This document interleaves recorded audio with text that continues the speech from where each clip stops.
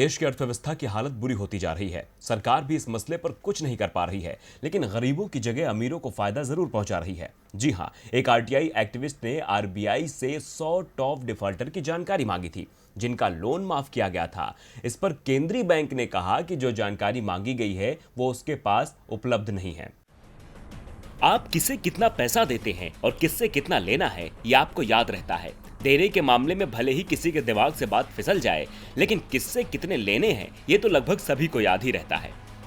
खासकर बैंकों के पास ये आंकड़े कंप्यूटर में सुरक्षित रहते हैं, लेकिन हमारे देश के सबसे बड़े बैंक यानी रिजर्व बैंक के पास उन डिफॉल्टरों की सूची नहीं है जिनका लोन माफ हुआ है ना कमाल की बात। आरबीआई का कहना है कि उसे उन टॉप 100 डिफॉल्टरों और विलफुल डिफॉल्टरों के बारे में जानकारी नहीं है जिनका लोन बैंकों ने बट्टे खाते में डाला है। 4 महीने पहले केंद्रीय बैंक ने कहा था कि 50 टॉप विलफुल डिफॉल्टरों का कुल 68,600 करोड़ रुपए का लोन बट्टे खाते में डाला गया था।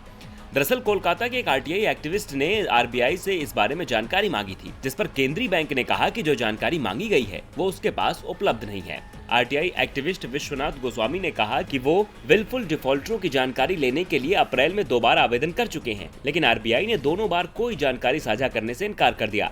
गोस्वामी ने कहा कि इसके पीछे कोई राजनीतिक चाल हो सकती है। आपको बता दें कि इससे पहले अप्रैल में आरबीआई ने एक और आरटीआई आवेदन के जवाब में कहा था कि भारतीय बैंकों ने टॉप 50 डिफॉल्टरों का 68,600 करोड़ रुपए का लोन बट्टे खाते में डाला है। इस पर विपक्ष ने काफी हंगामा किया था, जिसके बाद सरकार को जवाब देने के लिए मजबूर होना पड़ा था। शायद यही वजह है कि इस बार आरबीआई ने कोई जवाब नहीं दिया। टीवी लाइव की रिपोर्ट।